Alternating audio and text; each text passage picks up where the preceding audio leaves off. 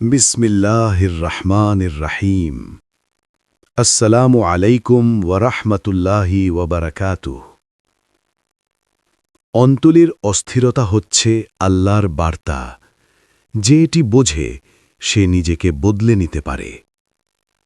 প্রিয় ভাই বোন বন্ধুগণ, মানুষের জীবনে এমন কিছু মুহূর্ত আসে যখন বাহ্যিকভাবে সব ঠিকঠাক মনে হলেও অন্তরটা অদ্ভুত এক অস্থিরতায় ভরে ওঠে।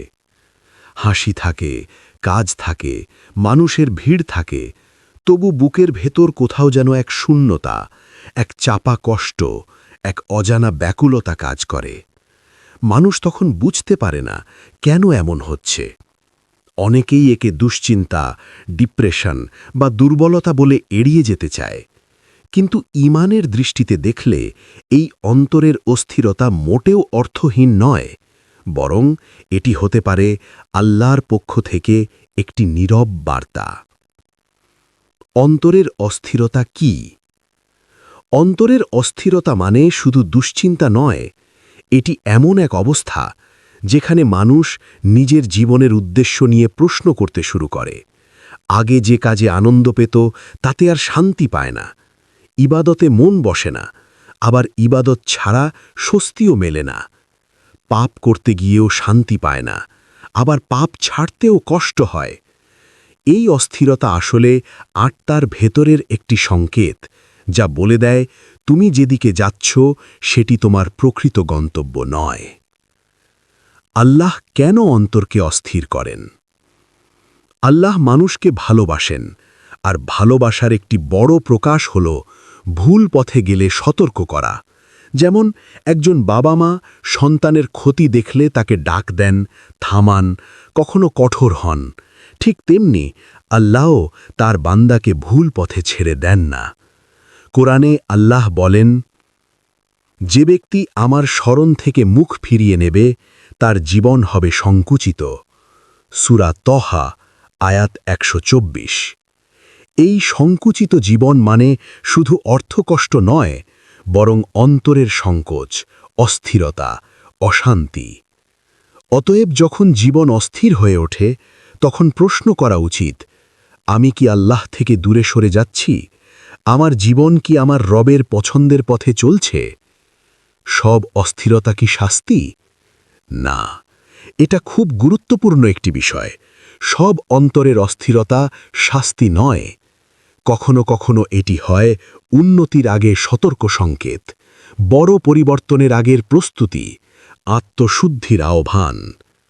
অনেক নবী রাসূল ও আল্লাহর প্রিয় বান্দারা জীবনে গভীর অন্তর্দহন অনুভব করেছিলেন, কিন্তু সেটি ছিল তাদের মর্যাদা বৃদ্ধির জন্য।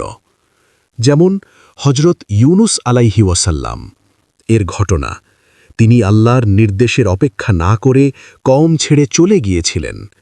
ফলশ্রুতিতে মাছের পেটে গিয়ে তিনি এমন এক অন্তর্দহন ও অনুশোচনা অনুভব করেছিলেন যা তাকে আল্লাহর কাছে সম্পূর্ণরূপে ফিরে যেতে বাধ্য করেছিল। সেই অস্থিরতাই তাকে আবার নবুয়তের দায়িত্বে ফিরিয়ে দেয়। অন্তরের অস্থিরতা কি বলে দেয়? এই অন্তরের অশান্তি সাধারণত কয়েকটি বার্তা বহন করে। ১. তুমি তোমার আত্মার খাদ্য দিচ্ছ না। শরীরের খাদ্য না পেলে যেমন দুর্বল হয়ে পড়ে, তেমনি আত্মার খাদ্য যেমন সালাত, কোরআন, জিকির, দোয়া না পেলে অন্তর অস্থির হয়ে যায়। ২. তুমি বাহ্যিক সফলতায় ভেতরের শূন্যতা ঢাকতে চাচ্ছ। অনেক মানুষ টাকা, সম্পর্ক, জনপ্রিয়তা দিয়ে আত্মার ক্ষুধা মেটাতে চায়, কিন্তু আত্মা চায় শুধু আল্লাহকেই। ৩. তুমি নিজের প্রকৃত পরিচয় ভুলে যাচ্ছ। মানুষ শুধু কর্মী নয়, শুধু উপার্জনকারী নয়, সে আল্লাহর বান্দা। এই পরিচয় ভুলে গেলে অন্তর অস্থির হবেই। যে এটি বোঝে সে নিজেকে বদলে নিতে পারে। কিভাবে?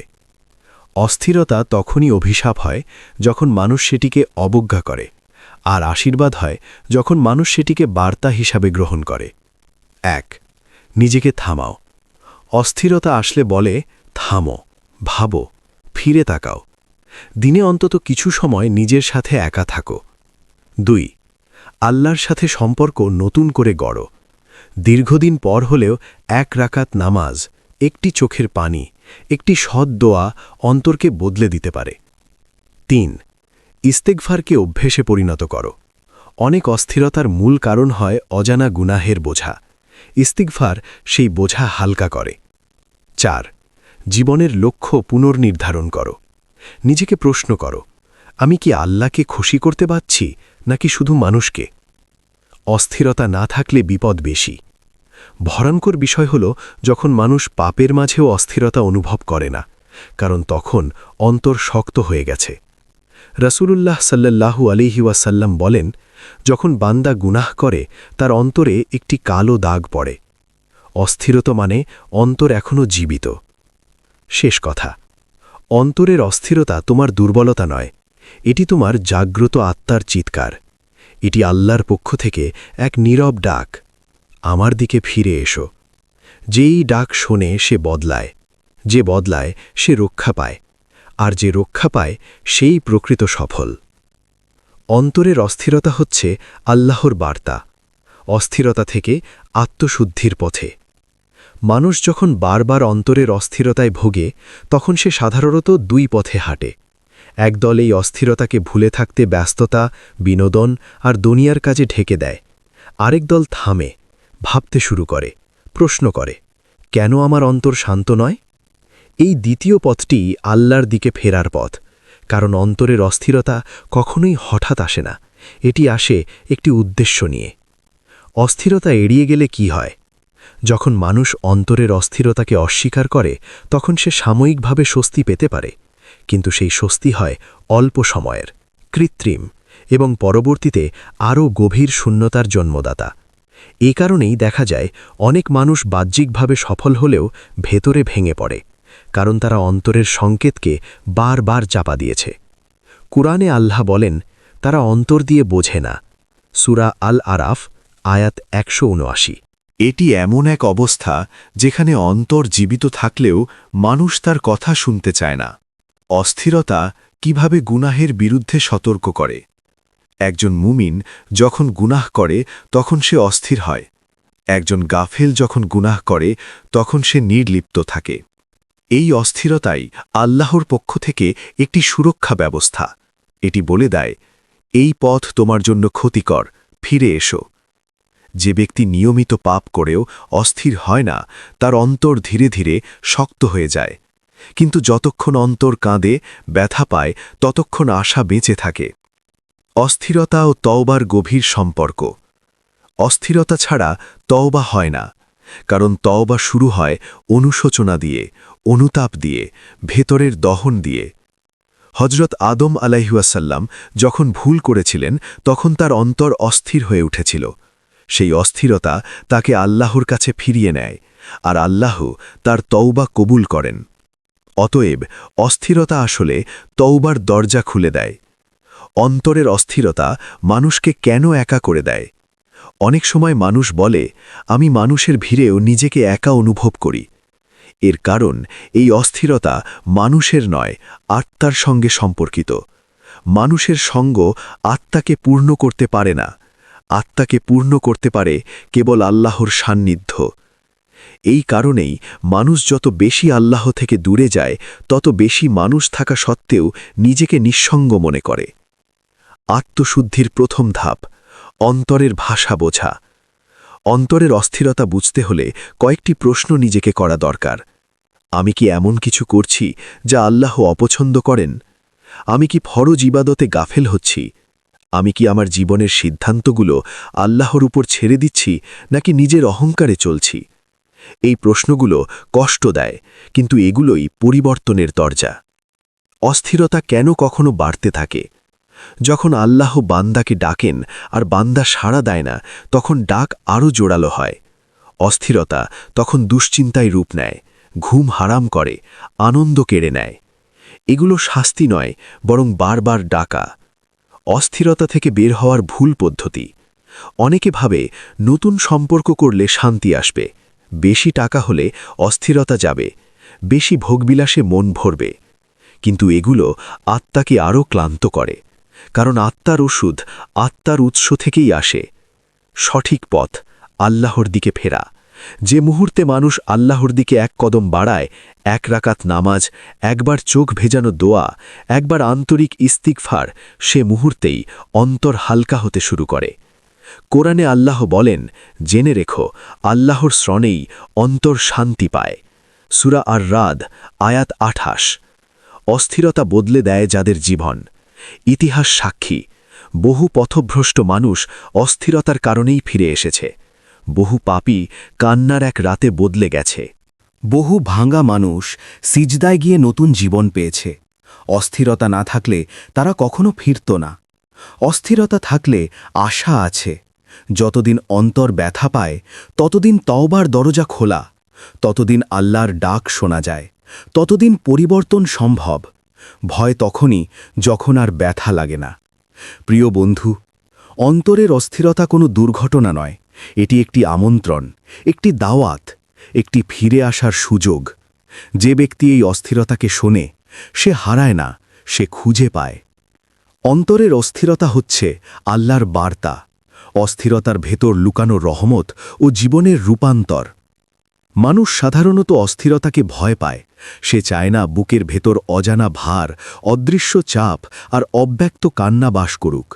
কিন্তু ঈমানের আলোয় দেখলে বোঝা যায়, এই অস্থিরতাই অনেক সময় আল্লাহর সবচেয়ে বড় রহমত। কারণ আল্লাহ যখন কাউকে ছেড়ে দেন, তখন তার অন্তর আর কাঁদে না। আর যখন আল্লাহ কাউকে ধরে রাখতে চান, তখন তিনি তার অন্তরকে নাড়া দেন। অন্তরের অস্থিরতা ও আল্লাহর ভালোবাসা। একটি গভীর সত্য হল, যাকে আল্লাহ ভালোবাসেন তাকেই তিনি সংশোধনের সুযোগ দেন। একজন শিক্ষক যেমন ভালো ছাত্রকে শাসন করেন, ঠিক তেমনি আল্লাহও তার প্রিয় বান্দার অন্তরকে অস্থির করে তোলেন, যেন সে নিজেকে প্রশ্ন করে, থামে, ফিরে আসে।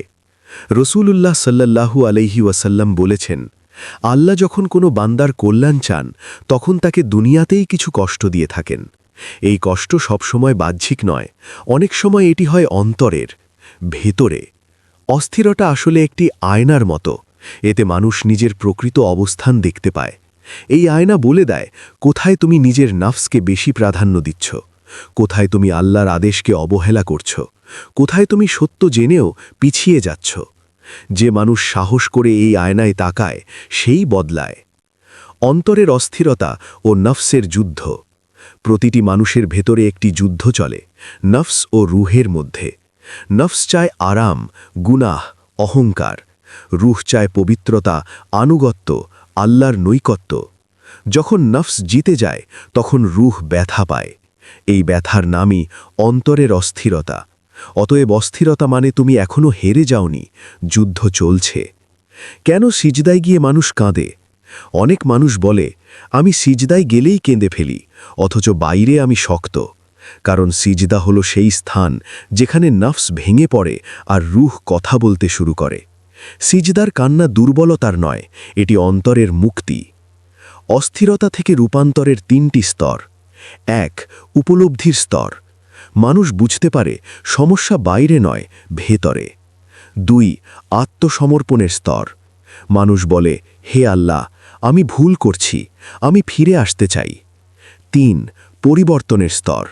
মানুষ ধীরে ধীরে পাপ ছাড়ে, ইবাদতে ফিরে আসে, জীবনের সিদ্ধান্তে আল্লাহকে প্রাধান্য দেয়। এই 3টি স্তর পেরোলেই অস্থিরতা বদলে যায় প্রশান্তিতে। অস্থিরতা না থাকলে কি হারিয়ে যায়?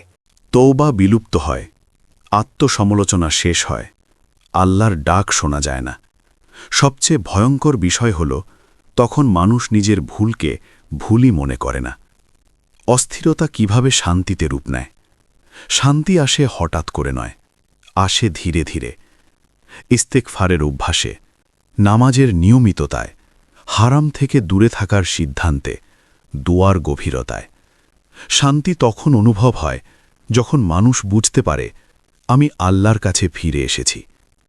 অন্তরের অস্থিরতা শেষ সতর্কবার্তা নয়, শেষ সুযোগ। অনেকেই ভাবে, আমার অস্থিরতা বুঝি শাস্তি। না, যতদিন অন্তর নড়ে চড়ে বসে, ততদিন এটি সুযোগ। শেষ সতর্কবার্তা আসে তখনই যখন আর কোনো অস্থিরতা থাকে না। একটি নীরব সত্য, আল্লাহ বান্দাকে ধ্বংস করেন না হঠাৎ করে।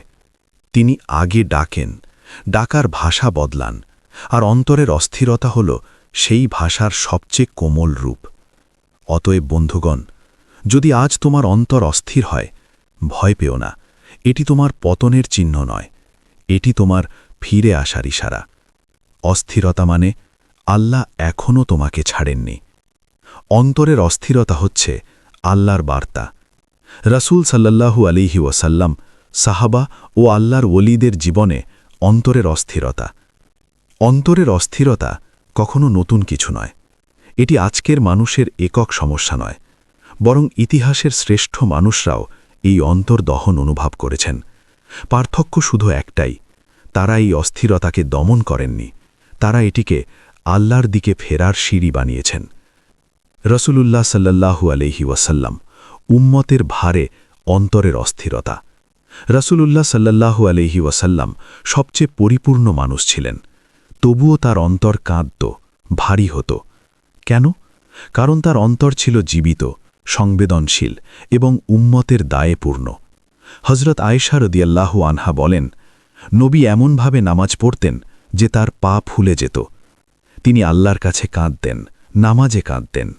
লোকেরা বলতো, তিনি ইমামতি করলে মানুষ তার কান্নায় বিঘ্নিত হয়।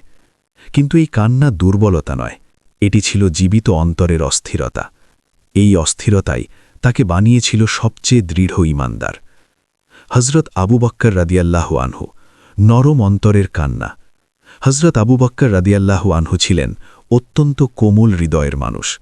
তিনি কুরআন পড়লে কাঁদতেন, নামাজে কাঁদতেন। লোকেরা বলতো, তিনি ইমামতি করলে মানুষ তার কান্নায় বিঘ্নিত হয়। কিন্তু এই কান্না দুর্বলতা নয়, এটি ছিল জীবিত অন্তরের অস্থিরতা।